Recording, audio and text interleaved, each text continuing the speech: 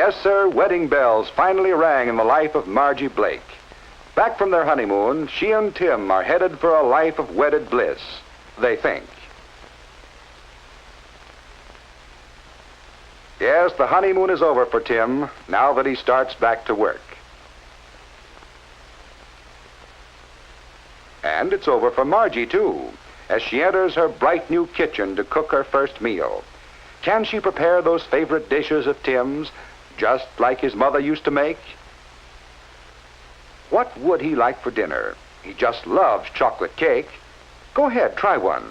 All you have to do is follow the recipe. This is going to be easy. Let's see, what's next? It says, cream butter until soft and smooth. Cream the butter? Better get the cream. That's right, pour it in. The recipe says cream the butter, so put in lots of cream. Just look at that silky smooth texture of that batter. Will Tim be surprised? Will Tim be surprised? No, Margie, your cake didn't turn out so well because you misunderstood a term in your cookbook. You'll find that your cookbook contains many terms which pertain to cooking alone. It is necessary for you to know what these terms mean before you can interpret recipes properly. To cream butter merely means to work it with an instrument until it becomes soft and smooth. There are many other terms you should know. For example, you must stir the ingredients in your chocolate cake. To stir is to mix food materials with a circular motion to secure a uniform consistency. Later, you may be required to beat egg whites stiff but not dry, or so that they hold the greatest amount of air without losing their elasticity. You may have to fold two substances together. The process of folding combines two motions, cutting vertically through the mixture and turning over repeatedly by sliding the instrument along the bottom of the bowl. The purpose of this motion is to prevent loss of air from the ingredients.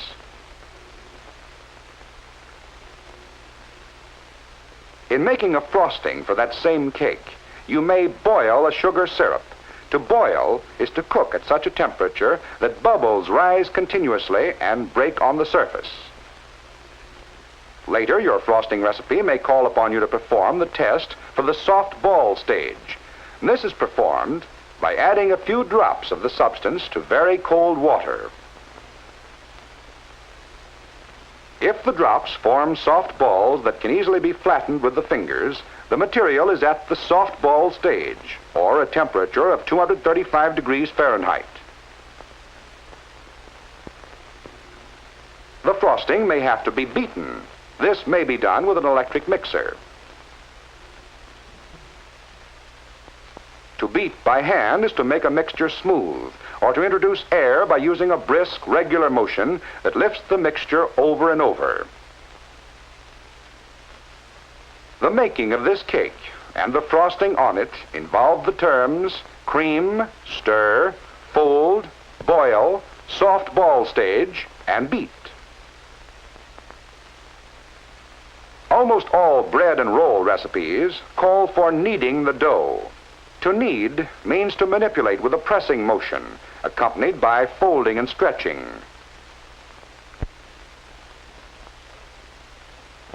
In cooking meats, other terms are used. Less tender cuts of meat may best be cooked by stewing. When applied to meats, this means to add a small amount of water and simmer until tender. To simmer is to cook in water just below the boiling point, or at a temperature of approximately 185 to 195 degrees Fahrenheit. Other cuts of meat might be cooked by braising. First, the meat must be dredged. To dredge simply means to coat with flour, cornmeal, or other fine substance. Your recipe will usually tell you what should be used. Next, you must brown the meat. This is done by cooking in a small amount of fat until brown. Be sure to brown the meat on both sides. The third step in braising is to add water and cook by simmering. So you see that the term braise includes three other terms: dredge, brown, and simmer. Of course, braising is only one of the many, many ways in which we can cook meats. One of the most popular is roasting. The terms roast and bake mean the same thing: to cook by dry heat. But before you actually start to roast the meat, you may sear it. This is done by the short application of intense heat.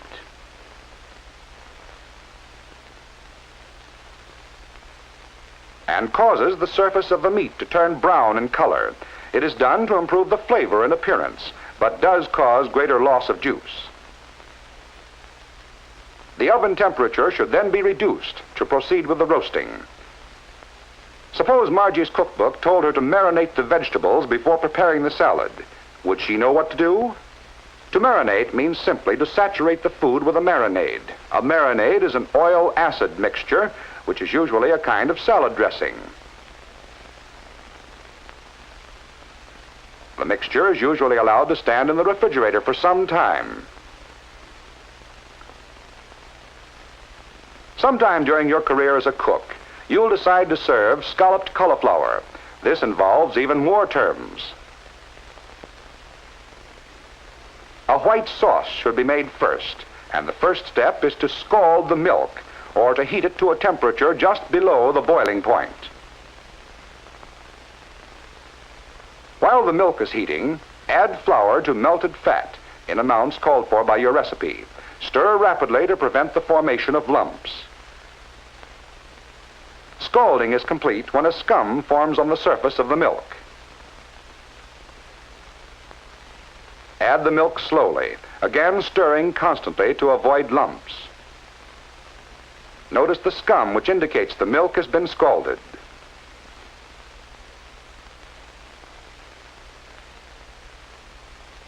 Meanwhile, the cauliflower must be boiled until tender. Put alternate layers of boiled cauliflower, grated cheese, and white sauce in a greased baking dish. A layer of breadcrumbs on top if desired. And bake in a moderate oven until brown in color. So you see, in this case, the term scallop includes the other terms: white sauce, scald, boil, and bake. One of the real tests of a cook is their jelly making, and the crucial point in making jelly of any kind is in knowing when it is cooked. A jelly test indicating a temperature of 220 degrees Fahrenheit is frequently used. One of the satisfactory jelly tests is the sheep from a spoon test. This is performed by allowing a small amount of the juice to drop off a spoon. When the last two drops run together and sheet from the spoon, the jellying stage is reached.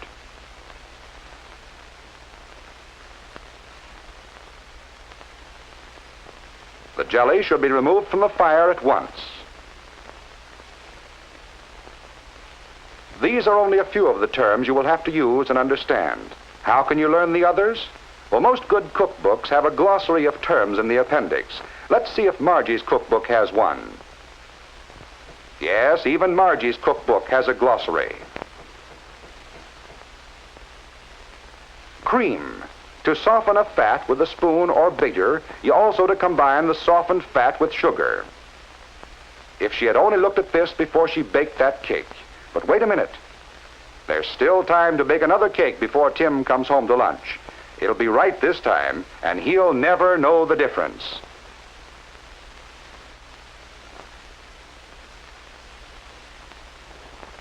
Yes, even Margie found that she could learn to cook when she discovered the significance of the terms used in cooking. And Tim will never know she ruined her first cake.